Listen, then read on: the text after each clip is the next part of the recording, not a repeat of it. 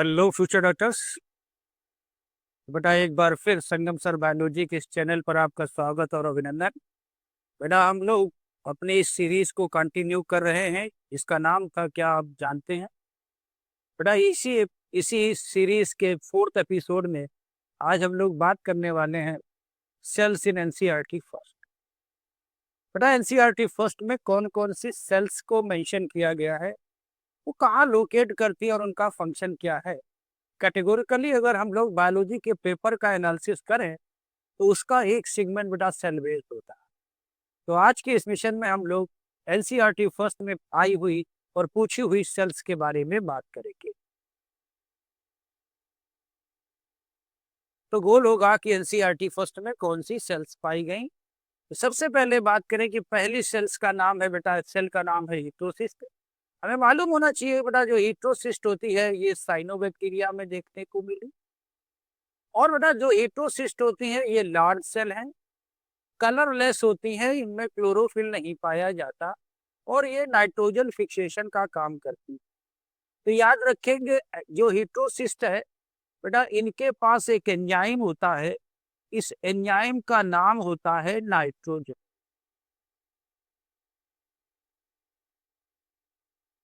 और ये nitrogenase enzyme बेटा नाइट्रोजन फिक्सेशन कराता है। तो ऐसे साइनोबैक्टीरिया जिनके पास हीट्रोसिस्ट होती है वही नाइट्रोजन फिक्सेशन करते हैं, सारे साइनोबैक्टीरिया नहीं करते। इनके एग्जाम्पल के तौर पर आप नोस्टा केनाबिना को याद रखते हैं। तो पहली सेल का नाम है हीट्रोसिस्ट। नाइट्रोजन फिक्सिंग करने वाले साइनोबैक्टीरिया में मिलेगी, ये कलरलेस होते हैं, इनके पास क्लोरोफिल नहीं होता।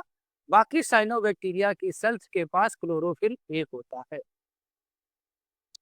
नेक्स्ट बात करेंगे कोएनोसाइट सेल्स की। बेटा जो कोएनोसाइट सेल्स होती हैं वो स्पंजेस में मिलती हैं और ये स्पंज की बॉडी कैविटी की लाइनिंग बनाती हैं जिन्हें आप स्पंजोसील कहते हैं। जिनका नाम कोएनोसाइट सेल है बेटा ये स्पंजेस की एक्सक्लूसिव प्रॉपर्टी होती है। इन्हीं को आप बेटा कॉलर सेल भी कहते हैं, इन्हें आप कॉलर सेल्स भी कहते हैं। बेटा इनका नेचर फ्लैजिलेटेड होता है और ये बॉडी कैविटी स्पंजोसील की लाइनिंग बनाती हैं, आए हुए फूड को कैप्चर करती हैं और वाटर के मूवमेंट को डायरेक्शन देती हैं। तो कोएनोसाइट का एक स्पेशल रोल भी हमें देखने को मिलता है जो वाटर केनाल सिस्टम को परसू करता है। तो ये फूड कैप्चरिंग के काम में आते हैं, डायरेक्शन ऑफ वाटर को भी प्रोवाइड करते हैं। ऑस्टिया से वाटर इंटर करता है, ऑसिकुलम से बाहर निकलता है। स्पंजेस में मैनी ऑस्टिया होते हैं, सिंगल ऑसिकुलम है। तो आने के रास्ते बहुत है पर जाने का रास्ता एक है। उस जाने के रास्ते की तरफ वाटर का डायरेक्शन बेटा यही कोएनोसाइट सेल्स करती हैं। नेक्स्ट सेल है बेटा फ्लेम सेल। और फ्लेम सेल को याद रखते हैं कि फ्लेम सेल पाई जाती है प्लेटेहेल्मिन्थेस के मेंबर में। बेटा प्लेटेहेल्मिन्थेस के मेंबर को फ्लैट सेल कहते हैं, फ्लैट वर्म कहेंगे। और इनमें जो फ्लेम सेल होती है बेटा ये कप शेप होती है और विद फ्लैजिला होती है। इनका काम है कि they perform excretion and osmo regulation. तो हम लोगों ने पढ़ा था कि फ्लैट वर्म में ऑस्मो रेगुलेशन और एक्सक्रीशन बेटा जिस सेल से होता है उसे फ्लेम सेल कहेंगे। और इनका शेप है जो कप शेप और फ्लैजिलेटेड होते हैं। नेक्स्ट सेल का नाम है बेटा नीडोब्लास्ट। और ये जो नीडोब्लास्ट सेल्स होती हैं ये हमें देखने को मिलती हैं सीलेंट ट्रेट्स में।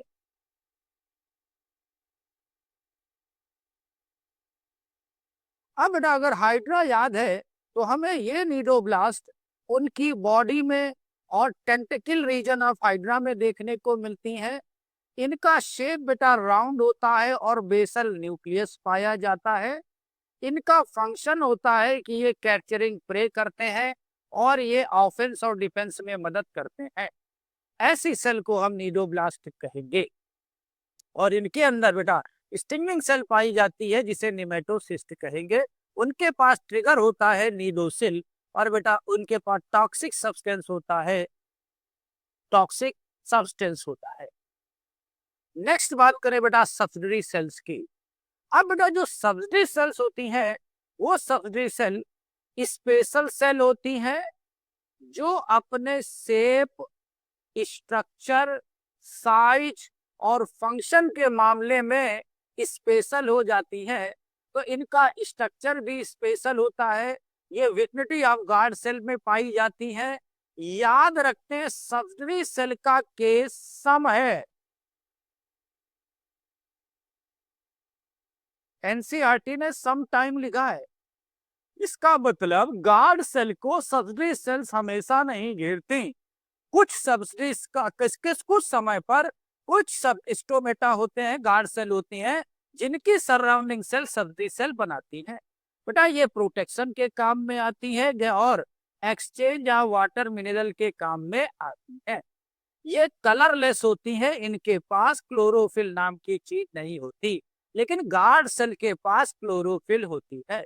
और गार्ड सेल और सब्सिडी सेल और बेटा स्टोमा, स्टोमेटल पोर मिलकर बनाते हैं स्टोमेटल एपरेटस को। नेक्स्ट बात करेंगे गार्ड सेल की। बेटा जो गार्ड सेल है वो हमें लीफ में भी मिलेगी और स्टम पर भी देखने को मिलती।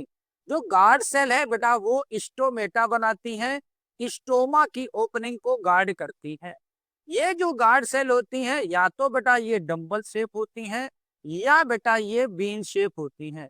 अगर बेटा बीन शेप मिलेंगी तो आपको मालूम होना चाहिए कि ये प्रॉपर्टी डाइकॉट की है। और बेटा अगर डंबल शेप मिल गई तो इसे आप मोनोकाट कहेंगे। तो मोनोकाट में गार्ड सेल डंबल शेप होगी और बेटा बीन शेप या किडनी शेप हमें डाइकॉट में मिलेगी। और जो गार्ड सेल होती हैं वो ओपनिंग और क्लोजिंग स्टोमेटा को रेगुलेट करती हैं। स्टोमेटा की ओपनिंग और क्लोजिंग को रेगुलेट करती हैं। गार्ड सेल एपिडर्मल सेल होती हैं जो बेटा कलर्ड क्लोरोफिलस होती हैं। किसी भी एपिडर्मल सेल में क्लोरोप्लास्ट नहीं पाया जाता एक्सेप्ट गार्ड सेल। नेक्स्ट बात करेंगे मेजोफिल की। बेटा जो मेजोफिल होती है वो ग्राम टिश्यू का पार्ट है और ये पाई जाती है लीफ में। तो लीफ में पाया जाने वाला स्पेशल टाइप का टिश्यू इसे आप मेजोफिल कहेंगे, जो स्पेसिफिक पैलिसेड सेल से मिलकर बना होता है। अब मेजोफिल या तो हमें स्पॉन्जी मिलती हैं या पैलिसेड मिलती हैं। अगर दोनों मिल जाए तो बेटा ये कहानी डाइकॉट लीफ की होगी, और अगर ना मिले तो मोनोकाट लीफ की होगी।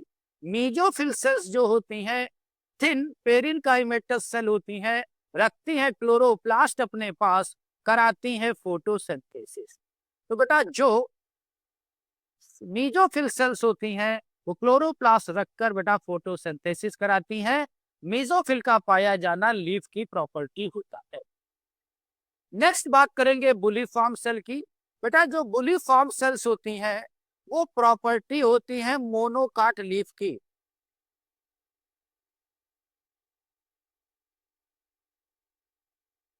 मोनोकाट लीफ की। और बेटा मोनोकाट में स्पेशली ग्रासेस को याद रखते हैं। अब बेटा ये जो बुलीफॉर्म सेल्स होती हैं ये लार्ज सेल है, इम्पटी होती है और बेटा ये कलरलेस होती है। इनका काम है कि ये वाटर लॉस को प्रिवेंट करती है। अब हमें याद रखना होगा कि अपने पास लीफ में जो एडेक्सियल एपिडर्मिस होती है, एडेक्सियल एपिडर्मल सेल होती हैं, और बेटा जो वेन होती हैं ये मॉडिफाई होकर बुलीफॉर्म सेल बनाती है। और बेटा बुलीफॉर्म सेल का दूसरा नाम मोटर सेल भी होता है, मोटर सेल भी होता है। अगर ये इंडास्मोसिस करके टर्जिट हो जाती हैं तो बेटा ये लीफ को एक्सपेंड करा देती हैं। और बेटा अगर ये फ्लैसिड हो जाती हैं एक्स ऑस्मोसिस कराकर तो ये कर्ल इनवर्ड हो जाती हैं और वाटर लॉस को प्रिवेंट करती हैं। याद रखेंगे बुलीफॉर्म सेल मोनोकाट की प्रॉपर्टी है। Bundle sheath cell. अब बेटा जो बंडल शीथ सेल होती हैं वो वास्कुलर टिश्यूज को सराउंड करती हैं।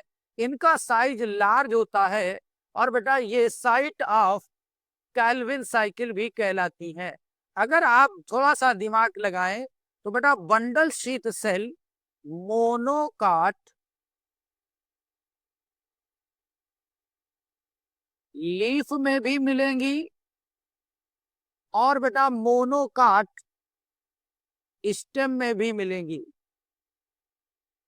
और साथ में ये डाइकॉट लीफ में भी मिलती हैं। और अगर डाइकॉट लीफ में मिलती है तो इनकी प्रेजेंस हमने C4 प्लांट में भी देखी, C4 प्लांट में भी देखी, जिसमें आपने क्रेंज एनाटॉमी की प्रेजेंस देखी थी। नेक्स्ट सेल मेरिस्टेमेटिक सेल कहलाती हैं। तो ऐसी सेल बेटा जो थिन वॉल्ड होती हैं, स्मॉल होती हैं, डेंस प्रोटोप्लाज्म रखती हैं, एक्टिव सेल डिवीजन कहलाती हैं, ऐसी सेल को मेरिस्टेमेटिक सेल कहेंगे। इनसे बनने वाले ग्रुप ऑफ सेल से बनने वाले टिश्यू को मेरिस्टेमेटिक टिश्यू कहेंगे। इनकी पोजीशन लोकेशन को मेरिस्टेम कहेंगे।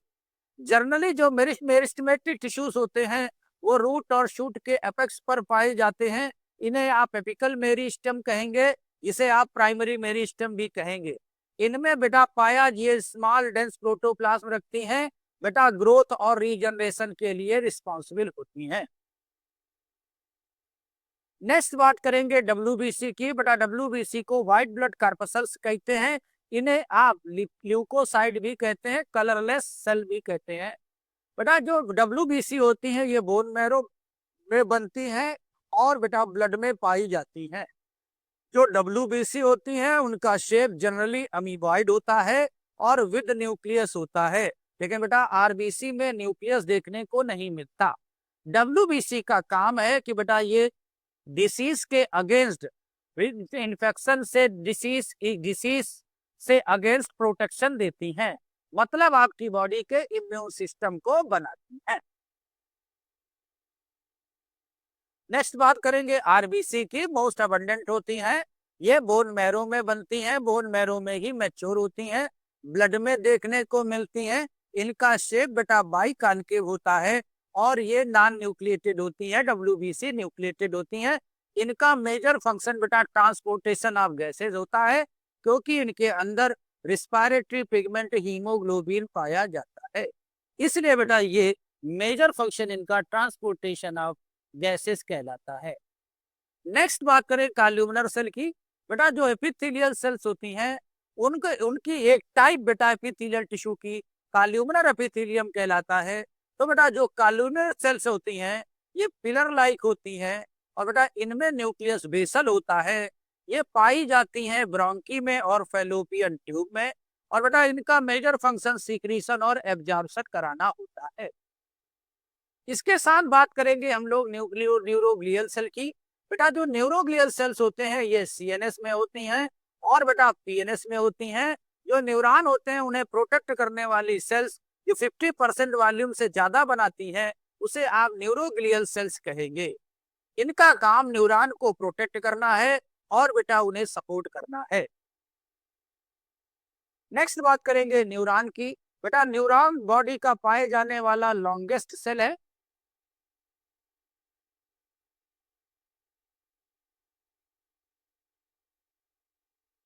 लॉन्गेस्ट सेल है बेटा, ये बॉडी के शरीर सभी पार्ट में देखने को मिलेगी, ब्रेन में भी देखने को मिलती है।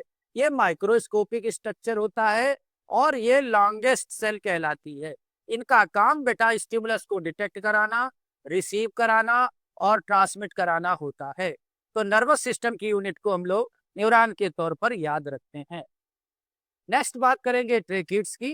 बेटा ट्रेकिड्स जाइलम में पाए जाने वाला एक इंपॉर्टेंट कंपोनेंट है। तो जाइलम का कंपोनेंट है, सिंगल सेल से मिलता है, इलांगेटेड पॉइंटेड टेपरिंग एंड होता है। टेरिडोफाइट में भी मिलेगा, जिम्नो में भी मिलेगा और एंजियो में भी मिलेगा। अब जिम्नो का इसे आप प्रिमिटिव कंडक्टिंग एलिमेंट कहते हैं, इसे आप प्रिमिटिव